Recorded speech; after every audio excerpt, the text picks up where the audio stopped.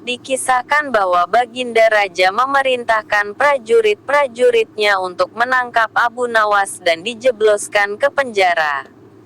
Hal ini dilakukan atas dasar tuduhan bahwa Abu Nawas telah melakukan sesuatu yang hampir mencelakakan raja. Waktu itu Abu Nawas sedang bekerja di ladang karena musim tanam kentang akan tiba. Ketika para prajurit kerajaan tiba, dia sedang mencangkul. Dan tanpa alasan yang jelas mereka langsung menyeret Abu Nawas sesuai dengan titah Baginda. Abu Nawas tidak berkutik. Kini dia mendekam di dalam penjara. Beberapa hari lagi kentang-kentang itu harus ditanam. Sedangkan istrinya tidak cukup kuat tenaganya untuk melakukan pencangkulan. Abu Nawas tahu bahwa tetangga-tetangganya tidak akan bersedia membantu istrinya sebab mereka juga sibuk dengan pekerjaan mereka masing-masing. Tidak ada yang bisa dilakukan di dalam penjara kecuali mencari jalan keluar. Seperti biasa Abu Nawas tidak bisa tidur dan tidak enak makan. Dia hanya makan sedikit. Sudah 2 hari dia meringkuk di dalam penjara. Wajahnya murung. Hari ketiga Abu Nawas memanggil seorang pengawal. "Bisakah aku minta tolong kepadamu?" kata Abu Nawas membuka pembicaraan. "Apa itu?" kata pengawal itu tanpa gairah. "Aku ingin pinjam pensil dan selembar kertas. Aku ingin menulis surat untuk istriku. Aku harus menyampaikan sebuah rahasia penting yang hanya boleh diketahui oleh istriku saja." Pengawal itu berpikir sejenak lalu pergi meninggalkan Abu Nawas. Ternyata pengawal itu merigadap Baginda Raja untuk melapor. Mendengar laporan dari pengawal, Baginda segera menyediakan apa yang diminta Abu Nawas. Dalam hati, Baginda bergumam mungkin kali ini dia bisa mengalahkan Abu Nawas. Abu Nawas menulis surat yang berbunyi, "Wahai istriku, janganlah engkau sekali-kali menggali ladang kita karena aku menyembunyikan harta karun dan senjata di situ. Dan tolong jangan bercerita kepada siapapun." Tentu saja surat itu dibaca oleh Baginda karena beliau ingin tahu apa sebenarnya rahasia Abu Nawas.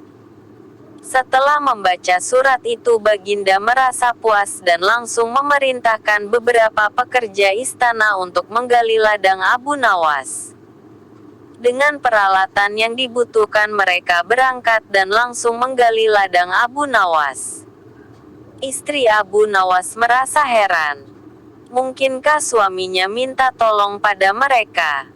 Pertanyaan itu tidak terjawab karena mereka kembali ke istana tanpa pamit. Mereka hanya menyerahkan surat Abu Nawas kepadanya. 5 hari kemudian Abu Nawas menerima surat dari istrinya. Surat itu berbunyi, "Mungkin suratmu dibaca sebelum diserahkan kepadaku. Karena beberapa pekerja istana datang ke sini 2 hari yang lalu. Mereka menggali seluruh ladang kita.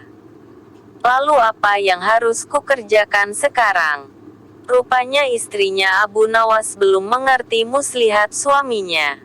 Tetapi dengan bijaksana Abu Nawas membalas, "Sekarang engkau bisa menanam kentang di ladang tanpa harus menggali.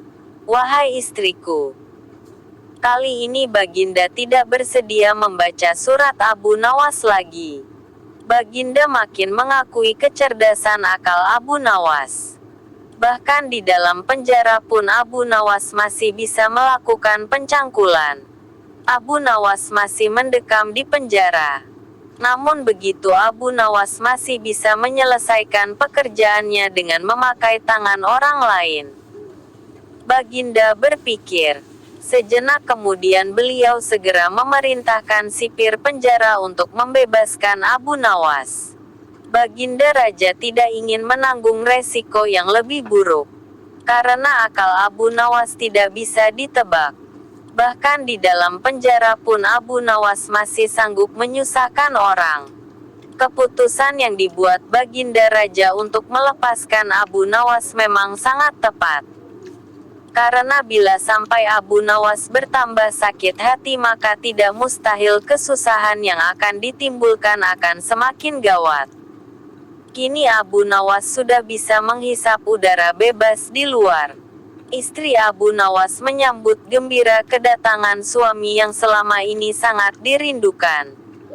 Abu Nawas juga riang, apalagi melihat tanaman kentangnya akan membuahkan hasil yang bisa dipetik dalam waktu dekat. Abu Nawas memang girang bukan kepalang tetapi ia juga merasa gundah. Sebab Baginda sudah tidak lagi memakai perangkap untuk memenjarakan dirinya. Tetapi Baginda Raja langsung memenjarakannya. Maka tidak mustahil bila suatu ketika nanti Baginda langsung menjatuhkan hukuman pancung. Abu Nawas yakin bahwa saat ini Baginda pasti sedang merencanakan sesuatu. Abu Nawas menyiapkan payung untuk menyambut hujan yang akan diciptakan Baginda Raja. Pada hari itu Abu Nawas mengumumkan dirinya sebagai ahli nujum atau tukang ramal nasib. Sejak membuka praktek ramal-meramal nasib, Abu Nawas sering mendapat panggilan dari orang-orang terkenal. Kini Abu Nawas tidak saja dikenal sebagai orang yang handal daya menciptakan gelak tawa tetapi juga sebagai ahli ramal yang tepat. Mendengar Abu Nawas mendadak menjadi ahli ramal maka Baginda Raja Harun al-Rasyid merasa khawatir. Baginda curiga jangan-jangan Abu Nawas bisa membahayakan kerajaan. Maka tanpa pikir panjang Abu Nawas ditangkap. Abu Nawas sejak semula yakin Baginda Raja kali ini berniat akan menghabisi riwayatnya. Tetapi Abu Nawas tidak begitu merasa gentar. Mungkin Abu Nawas sudah mempersiapkan perisai. Setelah beberapa hari meringkuk di dalam penjara, Abu Nawas digiring menuju tempat kematian. Tukang penggal kepala sudah menunggu dengan pedang yang baru diasah. Abu Nawas menghampiri tempat penjagalan dengan amat tenang. Baginda merasa kagum terhadap ketegaran Abu Nawas. Tetapi Baginda juga bertanya-tanya dalam hati mengapa Abu Nawas begitu tabah menghadapi detik-detik terakhir hidupnya. Ketika Algojo sudah siap mengayunkan pedang, Abu Nawas tertawa-tawa sehingga Baginda menangguhkan pemancungan. Beliau bertanya, "Hai Abu Nawas, apakah engkau tidak merasa ngeri menghadapi pedang Algojo?" "Ngeri tuanku yang mulia, tetapi hamba juga merasa gembira," jawab Abu Nawas sambil tersenyum. "Engkau merasa gembira?" tanya Baginda kaget. "Betul Baginda yang mulia. Karena tepat 3 hari setelah kematian hamba, maka Baginda pun akan mangkat menyusul hamba ke Hang Lahat. Karena hamba tidak bersalah sedikit pun," kata Abu Nawas tetap tenang. Baginda gemetar mendengar ucapan Abu Nawas. Dan tentu saja hukuman pancung dibatalkan. Abu Nawas digiring kembali ke penjara. Baginda memerintahkan agar Abu Nawas diperlakukan istimewa. Malah Baginda memerintahkan supaya Abu Nawas disuguhi hidangan yang enak-enak. Tetapi Abu Nawas tetap merasa tidak nyaman tinggal di penjara. Abu Nawas berpesan dan setengah mengancam kepada penjaga penjara bahwa bila ia terus-menerus mendekam dalam penjara ia bisa jatuh sakit atau meninggal. Baginda Raja terpaksa membebaskan Abu Nawas setelah mendengar penuturan penjaga penjara. Cita-cita atau obsesi menghukum Abu Nawas sebenarnya masih bergolak. Namun Baginda merasa kehabisan akal untuk menjebak Abu Nawas. Seorang penasihat kerajaan kepercayaan Baginda Raja menyarankan agar Baginda memanggil seorang ilmuwan ulama yang berilmu tinggi untuk menandingi Abu Nawas. Pasti masih ada peluang untuk mencari kelemahan Abu Nawas. Menjebak pencuri harus dengan pencuri, dan ulama dengan ulama. Baginda menerima usul yang cemerlang itu dengan hati bulat. Setelah ulama yang berilmu tinggi berhasil ditemukan, Baginda Raja menanyakan cara terbaik menjerat Abu Nawas. Ulama itu memberitahu cara-cara yang paling jitu kepada Baginda Raja. Baginda Raja manggut-manggut setuju. Wajah Baginda tidak lagi murung. Apalagi ulama itu menegaskan bahwa ramalan Abu Nawas tentang takdir kematian Baginda Raja sama sekali tidak mempunyai dasar yang kuat. Tiada seorang pun manusia yang tahu kapan dan di bumi mana ia akan mati, apalagi tentang ajal orang lain. Ulama andalan Baginda Raja mulai mengadakan persiapan seperlunya untuk memberikan pukulan fatal bagi Abu Nawas. Siasat pun dijalankan sesuai rencana. Abu Nawas terjerembab ke lubang siasat sang ulama.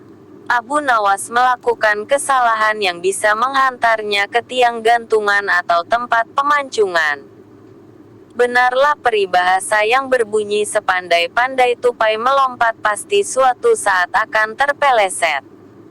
Kini, Abu Nawas benar-benar mati kutu.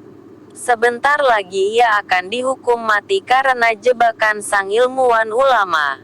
Banyak orang yang merasa simpati atas nasib Abu Nawas, terutama orang-orang miskin dan tertindas yang pernah ditolongnya. Namun derai air mata para pecinta dan pengagum Abu Nawas tak akan mampu menghentikan hukuman mati yang akan dijatuhkan. Baginda Raja Harun al-Rasyid benar-benar menikmati kenenangannya. Belum pernah Baginda terlihat seriang sekarang. Keyakinan orang banyak bertambah mantap. Hanya satu orang yang tetap tidak yakin bahwa hidup Abu Nawas akan berakhir setragis itu, yaitu istri Abu Nawas. Bukankah Allah Azza wa Jalla lebih dekat daripada urat leher?